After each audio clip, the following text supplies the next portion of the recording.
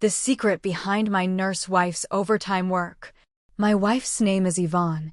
She is 26 years old and works as a nurse at a private hospital. She is sexy and beautiful, especially when she wears her nurse uniform, which accentuates her curvy and hot figure. My wife often works overtime at night, and when she comes home, she is so tired that she falls asleep immediately. I always thought she was busy with work until one time I happened to visit the hospital where she worked for a checkup and accidentally discovered my wife's unspeakable secret. That afternoon, after waking up from my lunch break at the company, I suddenly felt a pulling pain in my chest.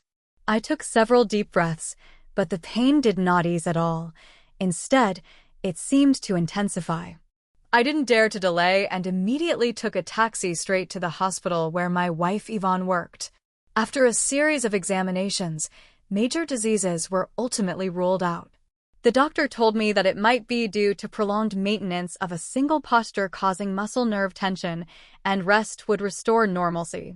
The checkup showed no major issues, so I thought I might as well go see Yvonne.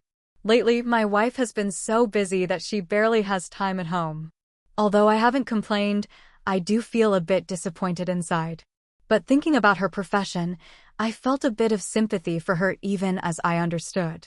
The outpatient and inpatient departments where my wife works are in the same building.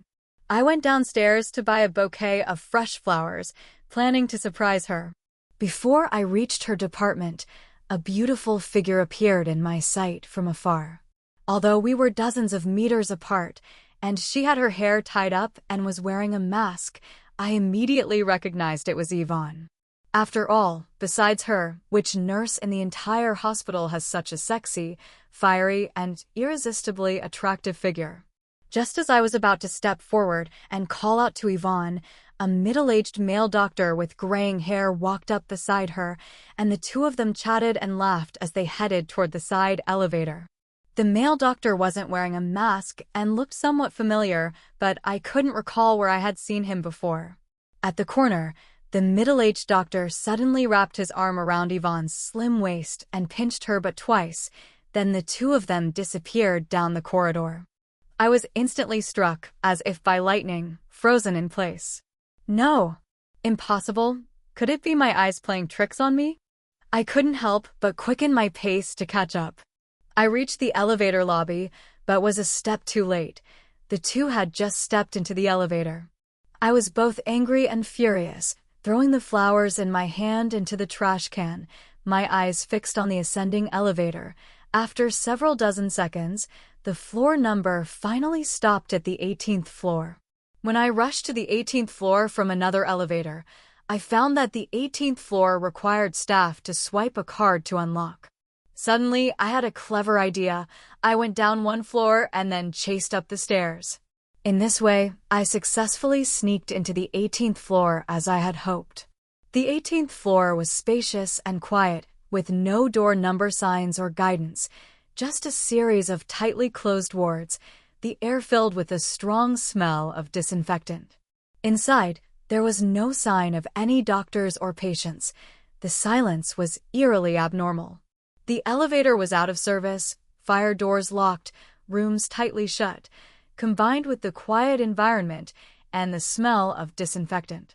My heart skipped a beat as I thought of a possibility. Could this be the hospital morgue? But morgues aren't supposed to be in the basement. I've never heard of one on the top floor, especially using the sensitive number 18. Whether it's a morgue or not, I keenly sensed something strange about this place. Before I could figure out what this place was for, Yvonne and that male doctor appeared in my line of sight again. I quickly slipped close to the corner of the wall to hide, quietly observing their movements. The two of them vanished in a flash, then walked into one of the rooms. I silently followed, pressing my ear against the crack of the door. As a result, an indescribable moaning sound came from the door crack. Although the sound was faint and intermittent, as someone who has been through it, I instantly recognized the story unfolding in the room. It was clearly the noises of a man and woman in passion. My mind exploded with a loud bang. Could it be that Yvonne was really cheating? I clenched my anger and was about to kick the door open to catch this adulterous couple red-handed. However, the sounds of lovemaking inside the room abruptly stopped, followed by footsteps approaching from afar. How could it be over so quickly? It didn't even last 3 minutes in total. At this moment, I was caught in a dilemma. Should I block the two of them right at the door, or slip away while they are not paying attention? The former would give me a chance to cause a scene at the hospital and vent my anger, but Yvonne might turn the tables and deny the affair, since I don't have solid evidence. The latter requires me to endure humiliation and bury everything I discovered today deep in my heart, avoiding alerting them and wait until I have real proof of Yvonne's infidelity to settle both new and old scores at once. In a flash, I made the decision to leave for the time being. I walked out of the hospital doors in a daze, moving my body like a walking corpse. Yvonne's betrayal hit me so hard that I couldn't believe what had just happened. In my heart, there was always a little voice defending Yvonne. Could it be that I misunderstood Yvonne? Or perhaps the voices I heard on the 18th floor were not what I thought they were? No, I have to go back and ask Yvonne for a clear explanation. Taking out my phone, I dialed Yvonne's number, wanting to first find out where she was and if she was still on the 18th floor. The call connected quickly, and Yvonne's clear voice came through. "Honey, why are you calling me at this time? Is something wrong?"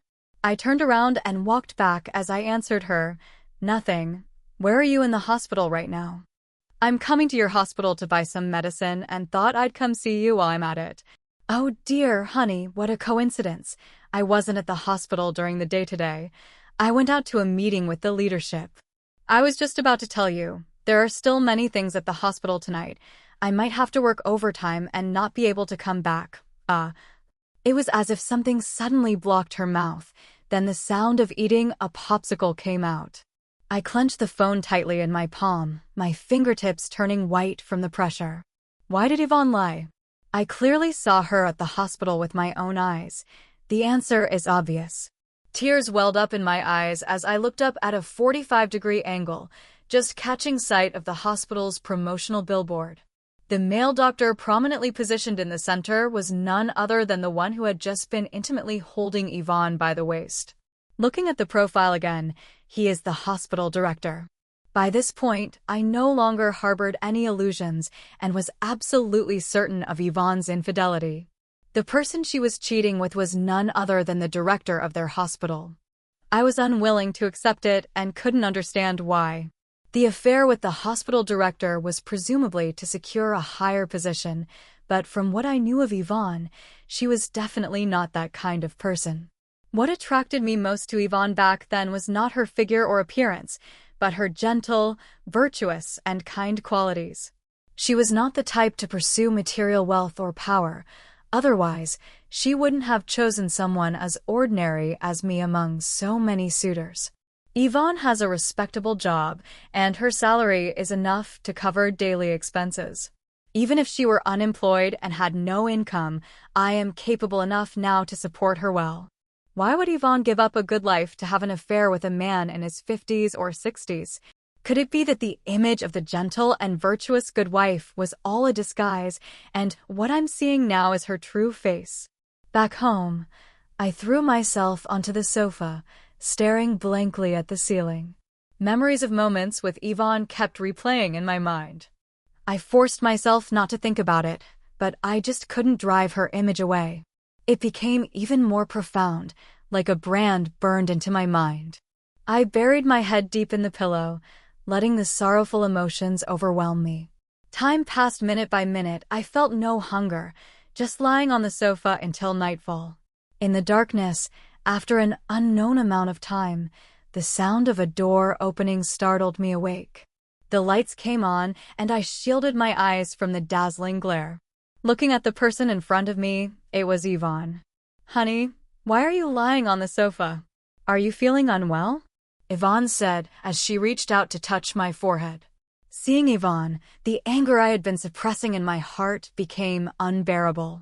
I slapped Yvonne's arm away and shouted angrily, "None of your business. Why are you even coming back?" If I hadn't accidentally discovered Yvonne's affair, I would have continued to be deceived by her fake concern, remaining completely in the dark. I have always been very caring towards Yvonne. We never argued, and I never even dared to say a harsh word to her. But in the end, all my care and love were wasted, repaid only with infidelity and betrayal. Yvonne clearly did not expect my attitude to be so harsh. She bit her lip, furrowed her brows slightly, on the verge of tears, showing a look that made one feel pity at first sight. "Honey, what's wrong with you today? Are you in a bad mood? You called me just now and then suddenly hung up. I was worried something had happened to you, so I squeezed out time to come back from the hospital." I impatiently cut her off. "Mingji, consultant, if it weren't for you, would I be this angry?" Yvonne's eyes reddened. She tried to hold my hand, pitifully saying, "Honey, did I do something wrong?" I couldn't help but shake her hand off, shouting angrily, "Don't touch me, I find you dirty. Don't think I don't know about your scandal with your dean." Upon hearing this, Yvonne's face changed drastically. In just a few seconds, Yvonne's expression changed repeatedly, from stunned to panicked and finally to fear. "Honey, it's not what you think." Yvonne shook her head repeatedly with a sob in her voice, tears falling like beads breaking off a string. Even though I hated Yvonne deeply at this moment, seeing her cry and shed tears still made my heart ache.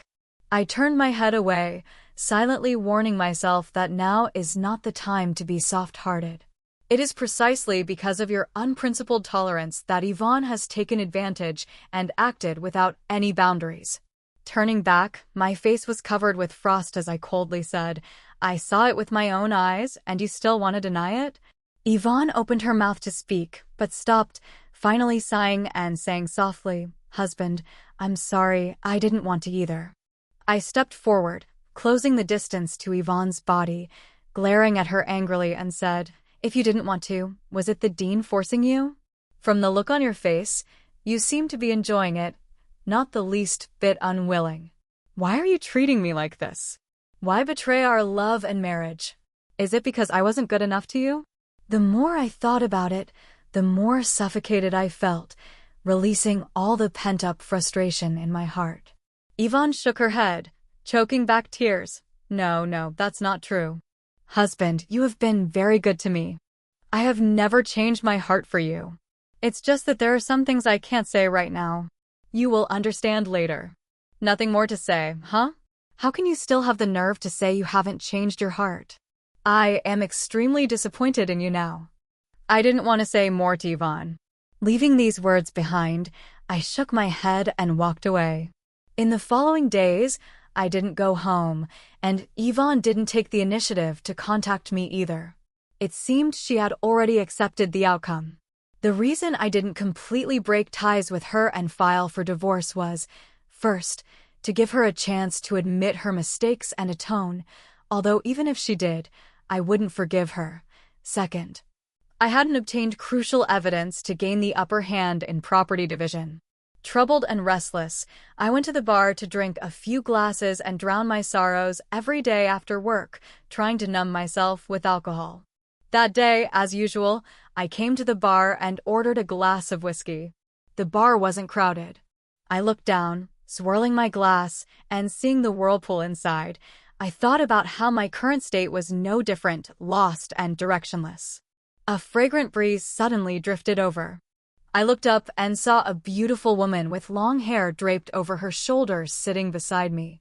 Surprised, I raised my head and, aided by the dim light, finally made out the face of the newcomer. "Scarlett?" I rubbed my eyes and asked uncertainly. "It's me."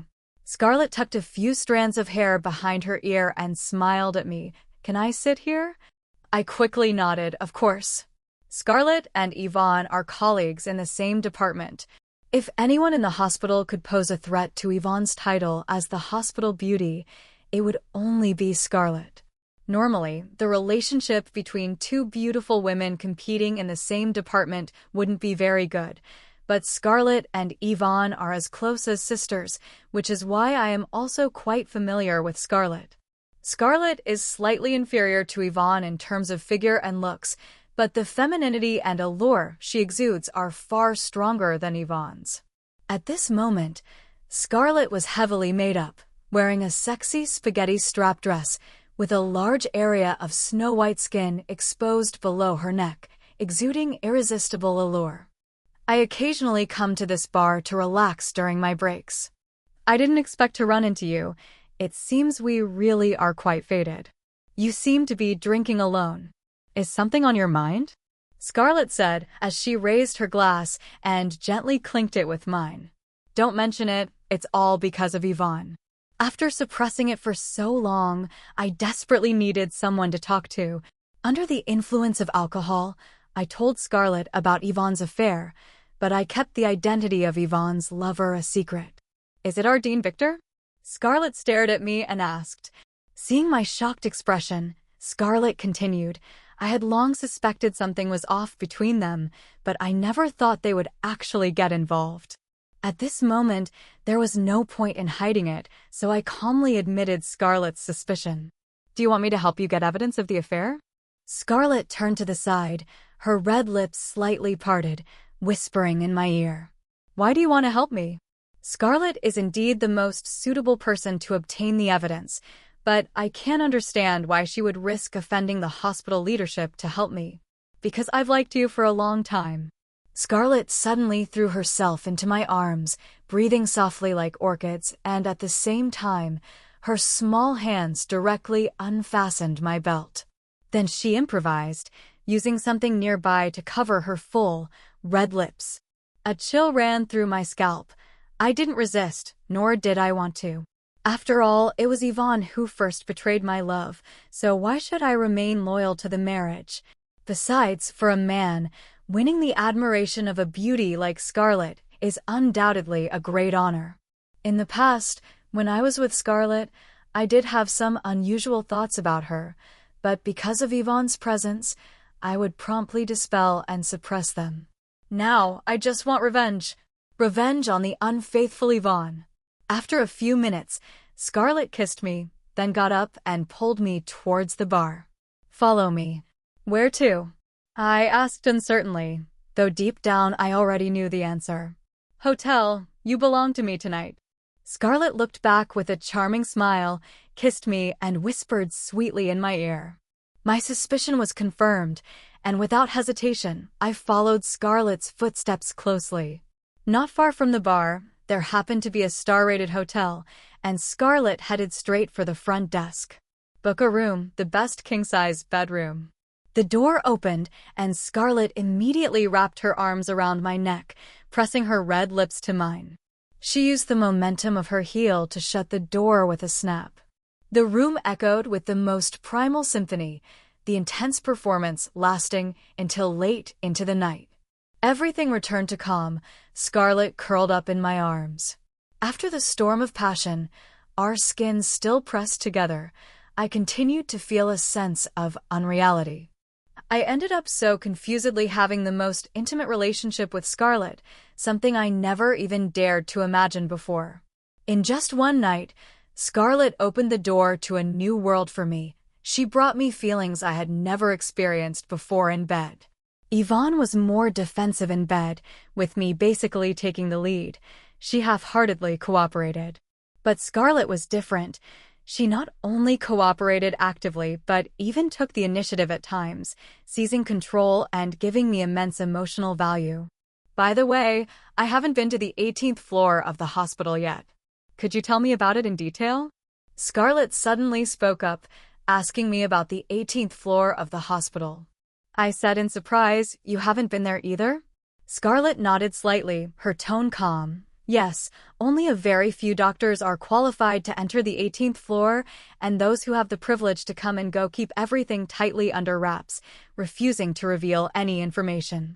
Thinking about what I saw on the 18th floor, I couldn't help but shiver. The 18th floor gave me an extremely strange feeling. It was so eerie and quiet, with a sense of deathly stillness. I suspect there must be some unspeakable secret hidden inside. I never would have imagined that an offhand remark would later bring me enormous trouble. Oh, don't say that, I'm scared. Scarlett covered her little face like a frightened little rabbit and snuggled into my arms seeking comfort. All right, I won't say it. I gently stroked Scarlett's smooth back, comforting her endlessly with a tender heart. After a while, Scarlett calmed down and climbed out of my arms again, lifting her little head. Once I get the evidence of his affair, we can be together openly from then on. I pondered for a moment and nodded in agreement. Since I had taken Scarlett's body, I had to take responsibility for her. Not to mention marrying her, at least this relationship should be able to see the light of day. As for Yvonne, the moment I discovered her infidelity, our fate was already sealed.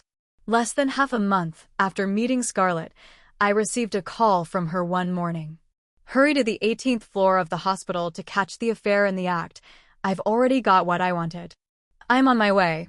After hanging up the phone, I grabbed the car keys and headed straight to the hospital. Why are you just now arriving? Hurry up and come upstairs with me.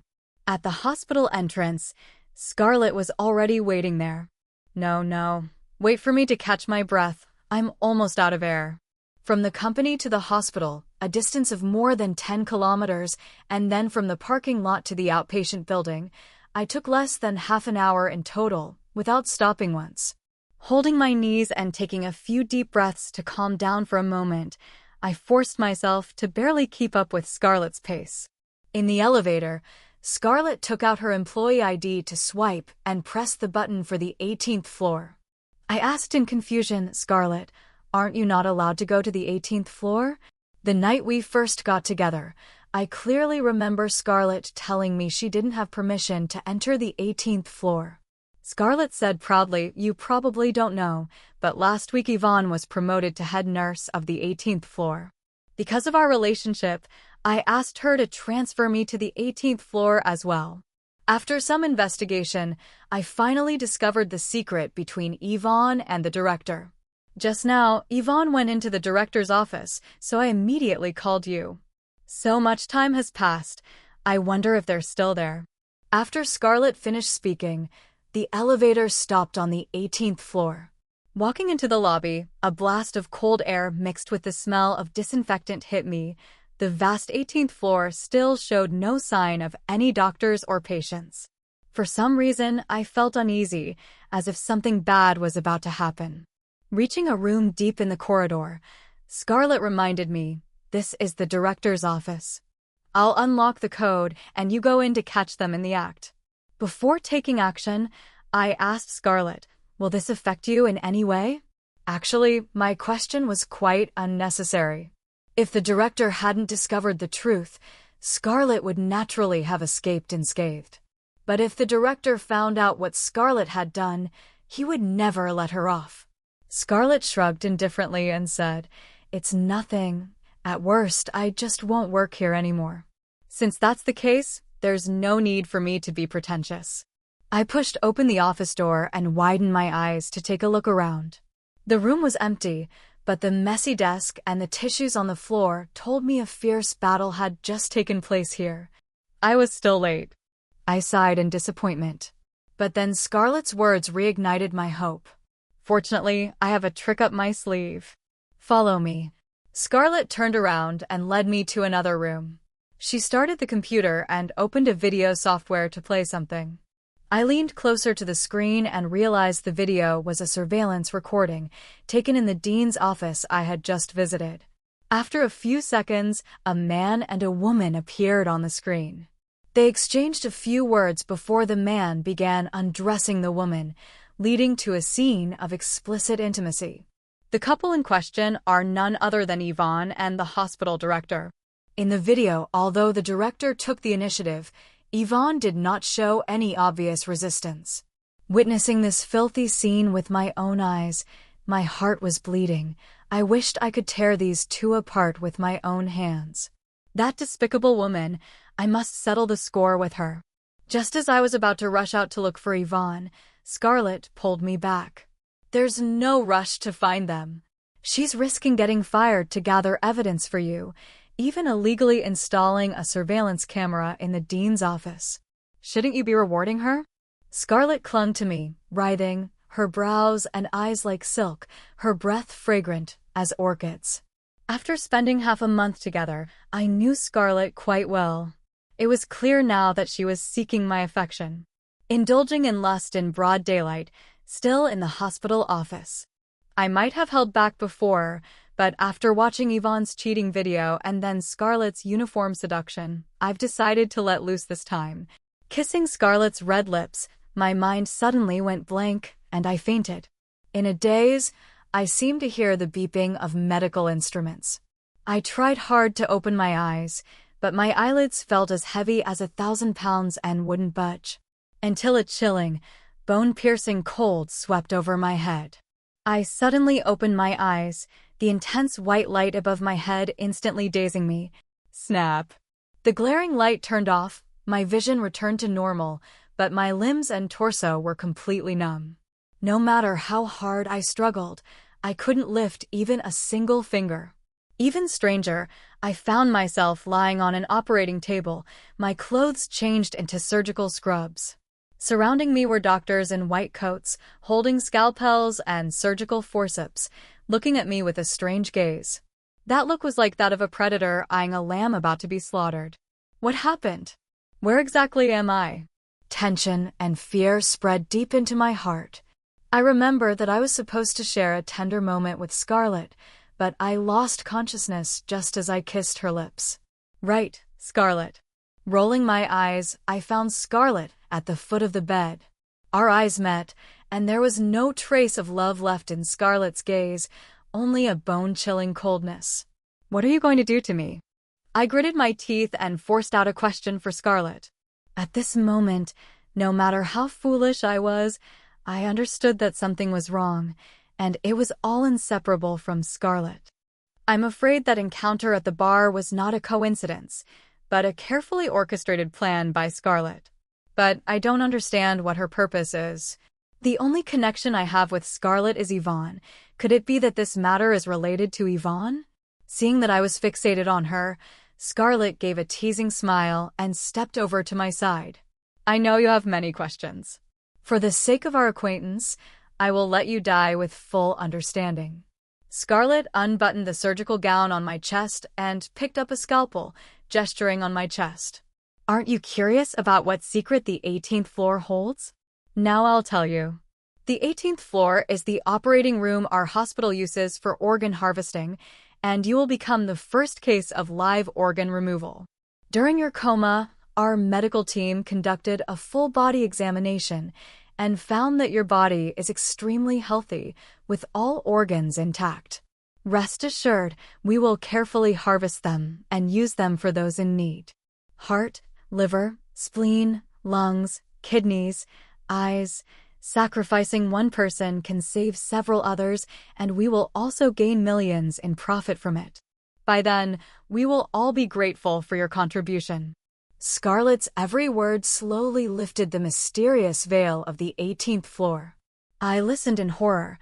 The hospital, originally a place to save lives and heal the wounded, was being used by them for organ trafficking. This is the kind of thing that can only be done when values are twisted and morality has decayed to such an extent. No wonder I sensed something was wrong the first time I broke in. I recalled a lawsuit I saw 2 years ago about this hospital, involving a patient who was severely injured in a car accident and died despite rescue efforts. The family suspected that the doctors had failed to fulfill their rescue duties and sued the hospital and the doctors involved in the rescue. What feels unreasonable to me is that although the hospital provided timely emergency treatment, it chose to proactively admit defeat and settle with compensation. This is vastly different from the hospital's usual strong and assertive style. I didn't understand why before, but now I realize the director must have something to hide and dared not expose all the details to the light of day. Why couldn't I have noticed earlier? Now it's too late. They actually want to harvest all my organs for trade. This is deliberate murder. Does Yvonne also know this secret, and what role is she playing in it? There's one thing I don't understand. If it's just about money, why did Scarlett go to such lengths to get close to me and lure me to the 18th floor to harvest my organs? They want to put me to death. As if she knew what I was about to ask, Scarlett answered first this time before I could even speak. Who told you too much? Do you think no one noticed the first time you broke into the 18th floor? Cameras are installed here with no blind spots. The organization wanted Yvonne to take care of you, but she was unwilling, so I have to handle it personally. After Scarlett finished her last sentence, I lost consciousness again. Wake up! A voice calling by my ear pulled me back from the dark chaos. I opened my eyes to a world of white. Is this hell? I asked drowsily. What hell? You're not dead. This is a hospital. This time the voice was much louder, and it completely woke me up. Wasn't I supposed to be controlled by Scarlett to have my organs harvested? How did I end up at the People's Hospital? I touched my chest. There were no wounds at all. We are police officers from the Municipal Public Security Bureau. You're saved. The police officer who woke me up introduced himself. After surviving the disaster, I was overwhelmed with joy, almost moved to tears. Thank you all. If you hadn't arrived in time, I really can't imagine what would have happened. Thinking about being restrained on the operating table, my legs involuntarily went weak, and I still feel a lingering fear. It's not that I'm not strong enough, it's just that the scene was too terrifying. By the way, do you know about Yvonne's situation? I recalled the words Scarlett said before losing consciousness. It seems Yvonne is not as despicable as I thought. Could it be, as Yvonne said, that she has some unspeakable difficulties? I must figure all of this out. I'm sorry, Yvonne, she sacrificed herself. The police officer's words struck my heart like a heavy hammer. I was too weak to stand and collapsed back onto the bed. Here's what happened. The police officer slowly revealed the entire truth. It turned out that the private hospital where Yvonne worked had been secretly engaged in illegal organ trafficking for a long time, and the mastermind behind it was the hospital director, Victor. The hospital would kill patients who originally had a chance of survival through surgery, blaming uncontrollable factors during the operation. On the surface, the hospital would push patients into the operating room in front of their families, but in reality, out of sight, the surgeons would transfer the target patients to the 18th floor. Using the excuse of surgery, the doctors would cut open the patients and remove their organs, then fill the chest cavity with human tissue, and finally sew up the wounds. Everything was done flawlessly, making it nearly impossible for the patient's family to detect any issues. Even if an accident did occur, the hospital could compensate the patient's family under the guise of humanitarian care. The police told me that Victor had sold hundreds of human organs over the past few years, involving several $100 million in transactions. Because Victor was cunning and cautious, the police were suspicious, but could not find a breakthrough for a long time. So, the police decided to find an undercover informant. Yvonne was the police's target candidate. Everything was originally going according to plan, but my appearance caused Yvonne to reveal her identity prematurely.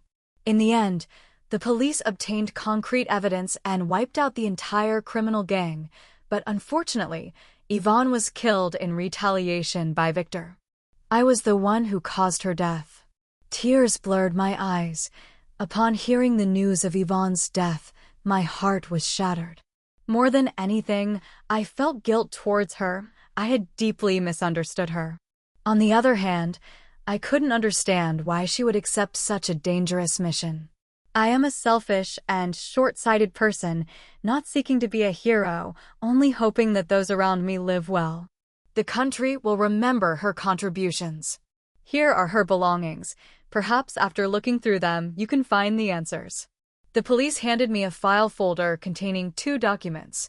One was a divorce agreement signed by Yvonne, and the other was a suicide note. With trembling hands, I opened the suicide note and cried as I read through all its contents. From the suicide note, I learned the reason why Yvonne agreed to be an informant. It turned out that Yvonne's own younger brother's failed surgery at this hospital years ago was not an accident. As a medical student, Yvonne suspected something was amiss. After graduating, she chose to work here as a nurse to secretly investigate. Just then, The police found her and asked if she was willing to be an informant, to which Yvonne immediately agreed. The moment she accepted the mission, she had already put life and death aside, but she held a special affection for me in her heart. Husband, I'm sorry. I don't expect your forgiveness. I only hope you can live well with my blessings. After reading the last sentence of the farewell letter, I broke down in tears. A few days later, I came to Yvonne's grave and tore up the divorce agreement. I gently touched her photo on the tombstone and whispered to myself, Yvonne, you will always be my wife. In this life, our fate was brief. In the next, we will continue as husband and wife.